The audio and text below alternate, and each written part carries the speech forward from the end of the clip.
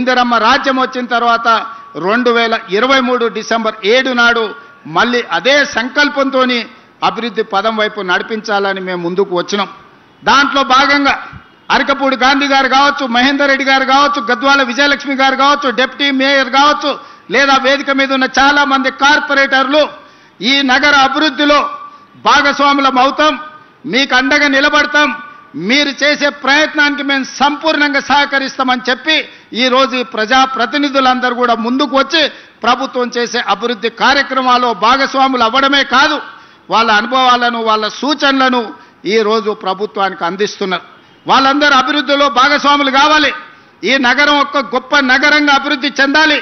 ఈ నగరం బెంగళూరుతోనో, ఢిల్లీతోనో, ముంబైతోనో, చెన్నైతోనో పోటీ కాదు.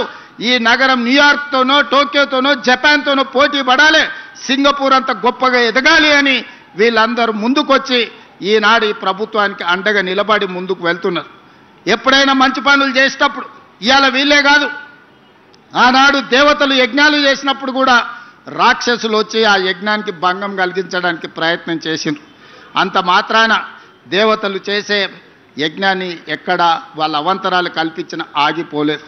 ఈరోజు ఈ నగరాన్ని ఒక మహానగరంగా న్యూయార్క్, టోక్యో లాంటి నగరాలతో పోటీ పడే విధంగా మేము చేసే అభివృద్ధిలో ఎవరు అడ్డుపడ్డా కూడా అడ్డంకులను తొలగించుకుంటాం, అవాంతరాలను అధిగమిస్తాం. ఈ నగరాన్ని గొప్ప నగరంగా తీర్చిదిద్దడానికి ప్రణాళికలు తీసుకొని తెలంగాణ రైజింగ్ 2047 ప్రణాళికతోని ఈరోజు ముందుకు వెళ్ళాలని మేము నిర్ణయం తీసుకున్నాం.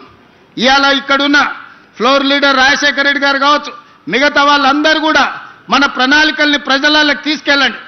మీరే ఈ కార్పొరేటర్లు, ఈ జంట నగరాల్లో ఉన్న ఈ శాసనసభ్యులే ప్రజలకు వివరించండి. ఈరోజు ప్రజలకు అభివృద్ధి కావాలి, ప్రజలకు రాజకీయాలతో సంబంధం లేదు. ప్రభుత్వానికి కూడా ఇప్పుడు రాజకీయాలు చేరుకోవాలనుకోవట్లేదు. ఎన్నికలు వచ్చినప్పుడే రాజకీయాలు, ఇప్పుడు అభివృద్ధిని చెయ్యడమే మా బాధ్యతగా భావిస్తున్నాం. అందుకే ఈరోజు ఔటర్ రింగ్ రోడ్డు ఇన్సైడ్ ఏదైతే హైదరాబాద్ నగరం ఉందో కోర్ అర్బన్ రీజన్గా ఇవాళ తీర్చిదిద్దాలని, ఔటర్ రింగ్ రోడ్డు నుంచి ఈరోజు రీజనల్ రింగ్ రోడ్డు దాదాపుగా 363 కిలోమీటర్లతోని రీజనల్ రింగ్ రోడ్డుని ఇవాళ RRRను మనం ప్రణాళిక చేసినాం. అక్కడి వరకు సెమీ అర్బన్ రీజన్గా రీజనల్ రింగ్ రోడ్డు అవతల మిగతా తెలంగాణ ప్రాంతాన్ని రూరల్ తెలంగాణగా 3 లేయర్లుగా ఈరోజు తెలంగాణ రాష్ట్రాన్ని విభజించాలనుకున్నాం. రాబోయే 100 రోజుల్లో కోర్ అర్బన్ రీజన్కి సంబంధించిన ప్రణాళికలు సిద్ధమవుతున్నాయి. ఆ ప్రణాళికలలో భాగంగా ఈరోజు ఢిల్లీ దేశ రాజధాని, పార్లమెంట్ అక్కడే ఉంది, ప్రధానమంత్రి గారు అక్కడే ఉన్నారు, కేంద్ర మంత్రులంతా అక్కడనే ఉంటారు. కానీ కాలుష్యం పెరిగిపోయి అక్కడ పాఠశాలలకు సెలవులు, పార్లమెంటుకు సెలవులు, ప్రజలు రోడ్ల మీదకి రావడానికి సెలవులు, ఈరోజు ఢిల్లీ నగరంలో నివసించలేని పరిస్థితి వచ్చింది. దీనికి ప్రధానమైన కారణం